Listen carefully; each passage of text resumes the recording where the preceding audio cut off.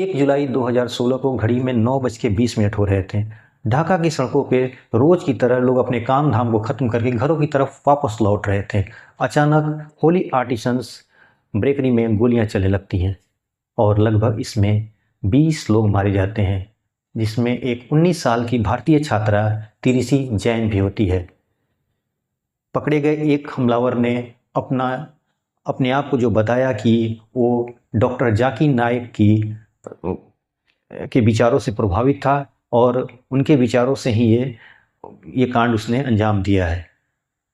नमस्कार, अखबार रिपोर्टर में आपका स्वागत है। आज हम अखबार की रिपोर्ट में जिसकी चर्चा करने जा रहे हैं वो हैं डॉक्टर जाकिर नाइक। जाकिर नाइक के बारे में बात शुरू करने से पहले हम ये बता दें कि डॉक्टर जाकिर नाइक का जन्म 10 अक्टूबर 1965 को मुंबई में, जो उस समय बॉम्बे के नाम से जाना जाता था, में हुआ था। वो मेडिकल की पढ़ाई किए हुए थे, एक डॉक्टर थे पेशे से। बाद में वो एक इस्लामिक स्कॉलर के रूप में जाने गए। उनके अभी हाल हम उनकी चर्चा इसलिए कर रहे हैं कि वो अभी पाकिस्तान के दौरे पर जा रहे हैं। उनका दौरा 5 अक्टूबर से लेकर 20 अक्टूबर, यानी 5 अक्टूबर को कराची से शुरू होगा और 20 अक्टूबर इस्लामाबाद में ख़त्म होगा। अलग अलग मीडिया हाउस, अलग अलग न्यूज़ चैनल्स उनके बारे में अलग अलग तरह के पेश कर रही हैं बातें।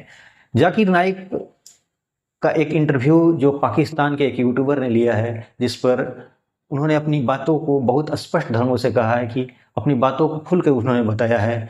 जब यूट्यूबर उनसे पूछता है कि जाकिर साहब क्या आप इंडिया जाएंगे, तो उन्होंने बोला कि 2019 तक मेरा इंडिया जाने का प्रोग्राम था, लेकिन अब शायद नहीं, क्योंकि मैं इंडिया जा तो सकता हूं लेकिन मैं वापस नहीं आ सकता, शायद मुझे वहां पर गिरफ्तार कर लिया जाए। यूट्यूबर फिर पूछता है कि क्या आप इंडिया के बारे में कैसा सोचते हैं। वो बोले इंडिया बहुत प्यारा देश है और इंडिया मेरा घर है। यूट्यूबर पूछता है कि क्या इंडिया आपको याद आता है। उसने बोला, तो जाकिर नाइक ने बोला कि हाँ, इंडिया मुझे याद आता है। जाकिर नाइक के बारे में जो हमारे जो मीडिया हाउस में उन्हें एक भगोड़ा घोषित किया गया है। लेकिन एक चीज़ मैं बताना चाहता हूं कि जाकिर नाइक के ऊपर रेड नोटिस जारी करने के लिए हमारी इंटेलिजेंस सर्विस है, उन्होंने अपील की थी इंटरपोल को, और इंटरपोल ने उस अपील को ठुकरा दिया कि जाकिर नाइक के खिलाफ कोई पुख्ता सबूत नहीं है ताकि उनके ऊपर रेड नोटिस जारी किया जा सके। फिर जाकिर नाइक ये बातें अपने इंटरव्यू में उन्होंने खुलासा किया कि वो इंडिया जाना चाहते हैं, लेकिन अभी माहौल ठीक नहीं है। हो सकता है कि मोदी सरकार या कोई सरकार जब उनके अनुकूल आ जाए तो फिर वो इंडिया वापस आए। जाकिर नाइक के बारे में जो अभी मीडिया में, हमारे भारतीय मीडिया में जो चल रहा है कि वो एक भगोड़े हैं, खैर जो भी है, वो इंटेलिजेंस हमारी उनके बारे में जो रिपोर्ट दी है उस पर मुझे नहीं जाना है। मुझे ये जानना है कि उन्होंने उनके इंटरव्यू में क्या क्या बातें कही। उस इंटरव्यू में उन्होंने कश्मीर की आज़ादी के बारे में बात की। उस इंटरव्यू में उन्होंने धारा 370 की ख़त्म करने की आलोचना की। उन्होंने कहा धारा को ख़त्म करने से उनकी आज़ादी को छीन जाएगी। इस तरह की बातें उन्होंने की।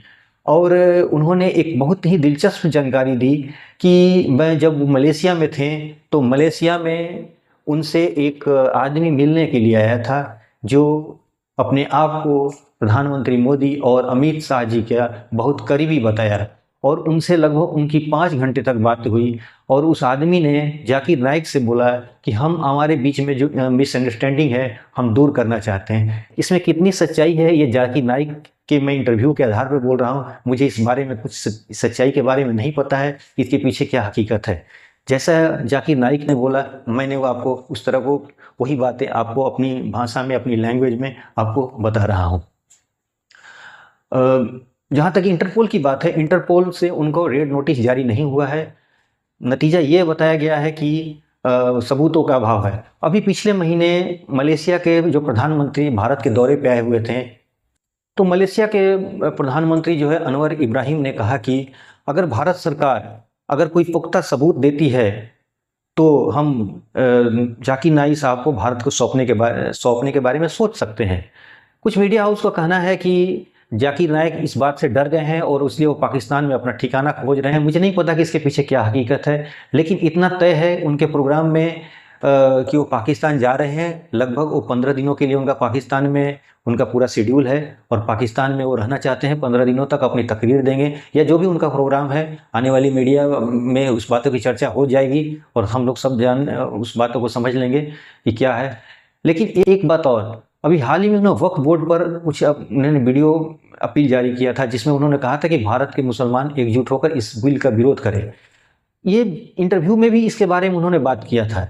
इंटरव्यू में उन्होंने कहा था कि भारत सरकार उस जमीन को छीनना चाहती है जो हमारे पुरखे और हमारे जो पूर्वज लोग थे उस जमीन को वक्फ किए और उसे भारत के संविधान में एक कानूनन सपोर्ट किया गया है, उन्हें कानूनन एक बल दिया गया है, उन्हें ताकत दी गई है ताकि वो अपनी ज़मीन और इन प्रॉपर्टी की रक्षा कर सकें।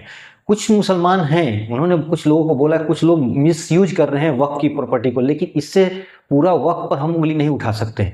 इसलिए उन्होंने कहा कि हम वीडियो अपील जारी किए हैं भारतीय मुसलमानों से कि इसका विरोध करें।